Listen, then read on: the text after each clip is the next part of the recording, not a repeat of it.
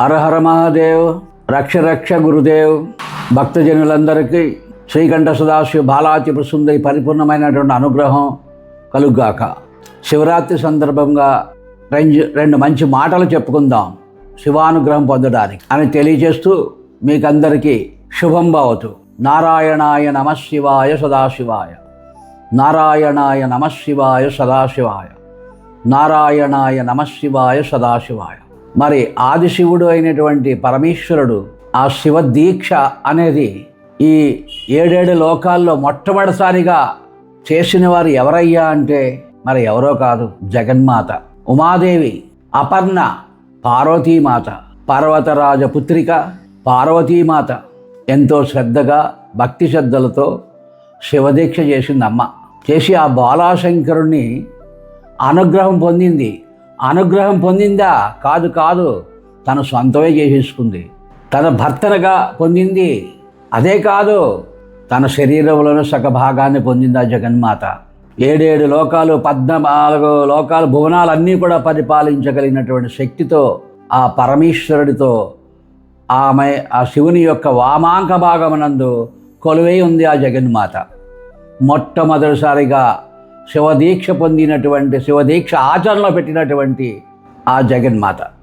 అట్లాంటి శివుడిని మనం పొందాలి, ఏది కావాలంటే అది ఆయన అనుగ్రహం వలన బాలాశంకరుడుగా మనం పొందాలి అంటే మనకు సదావకాశం. ప్రతీ నెల మాస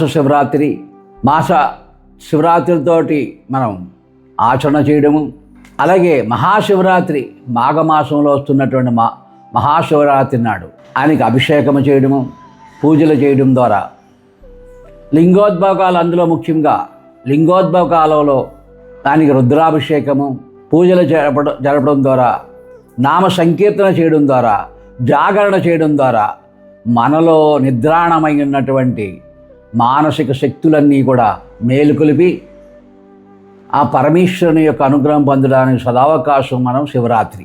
అట్లాంటి శివరాత్రి మనకి ఈ నెల 15వ తారీఖు 2వ నెల 26వ సంవత్సరం మహాశివరాత్రి పర్వదినం కనుక మీ అందరికీ కూడా హృదయపూర్వకమైన ఆహ్వానం. ఇందులో ప్రత్యేకించి మనం షట్కాల పూజ అని, అష్టకాల పూజ అని, 4 భాగాలుగా కూడా మనం 4 సంధ్యలుగా మనం అభిషేకం చేయడం కానీ ప్రత్యేకంగా ఉంటుంది. అయితే ఇప్పటి వరకు ఎవరు చెప్పనిది గురు రహస్యము. ఆ పరమేశ్వరుడు 5 ముఖాలకి 5 కాలాల్లో ఎలా మనం అభిషేకం చేయాలి, ఎలాగా పరమేశ్వరుని దర్శించాలి అంటే పృథ్వీ, జలం, అగ్ని, వాయు, ఆకాశతత్వాలు కలిగినటువంటి ఆ పరమేశ్వరుని యొక్క ముఖాలకి ఈ శివరాత్రి నాడు మనం ప్రత్యేకించి చేయడానికి శుభ సమయాలు: మొట్టమొదటి వాయుతత్వము, ఉత్తర దిశి తత్పురుష ముఖము, అలాగే జలతత్వం, దాని తర్వాత జలతత్వం తూర్పు దిశి వామదేవ ముఖం, ఆ తర్వాత అగ్నితత్వం అఘోర ముఖము దక్షిణ దిశి, ఆ తర్వాత పృథ్వీతత్వం పశ్చిమ దిశి సజ్జోజాత ముఖం, ఆ తర్వాత ఆకాశలింగం ఈశాన ముఖం. లింగోద్భవ కాలంలో మనం ఎప్పుడైతే ఆ పరమేశ్వరుని ఈ రీతిగా జాగరణపూర్వకంగా శివనామం చేస్తూ శక్తి కొలది ఆ పరమేశ్వరుడికి అభిషేకం చేస్తూ ధూపదీప నైవేద్యాలు చెల్లించి ఆ కరుణ అమృత సాగరుడైనటువంటి పరమేశ్వరుడు ఆనంద తాండవంతో మనకి అనుగ్రహించే సదవకాశం. ఈ రకమైన ఒక రీజన్ కలిగి మనం ఎప్పుడైతే చేసామో అద్భుతమైనటువంటి ఫలితాలని పొందగలుగుతాం. దానికి ఈ సంవత్సరం ప్రప్రథమంగా విశేషంగా మన ఆశ్రమంలో శివరాత్రి నాడు ఆయా సమయాల్లో ఆయా లగ్నాలను అనుసరించి ప్రత్యేకమైనటువంటి రుద్రాభిషేకము, పూజలు, శివానుగ్రహం పొందడానికి సదవకాశంగా మీరందరూ ఉపయోగించుకోవాలని, సత్ఫలితాలు పొందాలని, జ్యోతిర్లింగాలకి, పంచభూతలింగాలకి, మీ పంచతత్వాలకి, మీ లగ్నానికి అనుసంధానం చేయడానికి, మీరు ఏ ఏ రాశుల్లో పుట్టారో, ఏ ఏ లగ్నాల్లో పుట్టారో ఆయా తత్వాల్లో పూజ చేయడానికి సమయాలు తెలియజేస్తున్నాము. ఈ సదవకాశాన్ని వినియోగించి తరించండి.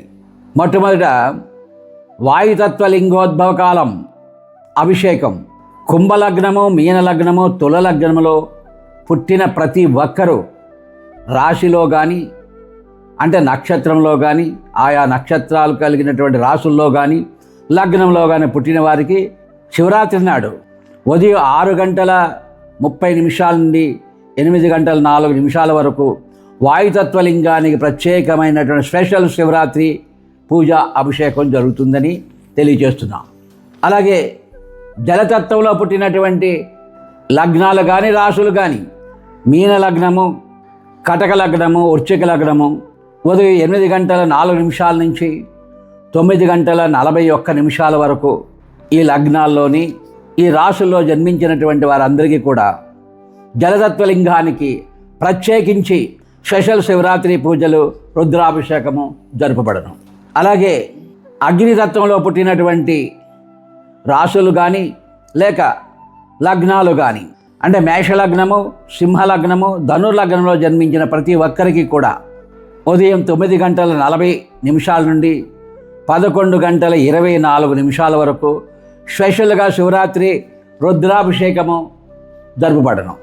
అలాగే పృథ్వీతత్వంలో పుట్టినటువంటి రాశులు కానీ లగ్నాలు కానీ వృషభ లగ్నము, కన్య లగ్నము, మకర లోని జన్మించిన ప్రతి ఒక్కరికి కూడా పృథ్వీతత్వలింగానికి స్పెషల్గా శివరాత్రి నాడు 11:31 నుండి 1:32 వరకు శివరాత్రి మహారుద్రాభిషేకం జరుపబడను అని తెలియజేస్తూ, అలాగే అన్ని రాశుల్లో పుట్టినటువంటి వారికి 5 తత్వాల్లో పుట్టినటువంటి వారికి ఆకాశతత్వం జ్యోతిర్లింగాలకి అభిషేకం చేసి పంచభూత లింగాలకి అభిషేకం చేసి వచ్చే పుణ్యఫలం శివుడు అందరినీ అనుగ్రహించే సమయం ఆకాశతత్వం ఈశానలింగం లింగోద్భవ కాలం అర్ధరాత్రి 11:45 నుంచి ప్రత్యేకించి లింగోద్భవ కాలంలో మహాశివరాత్రి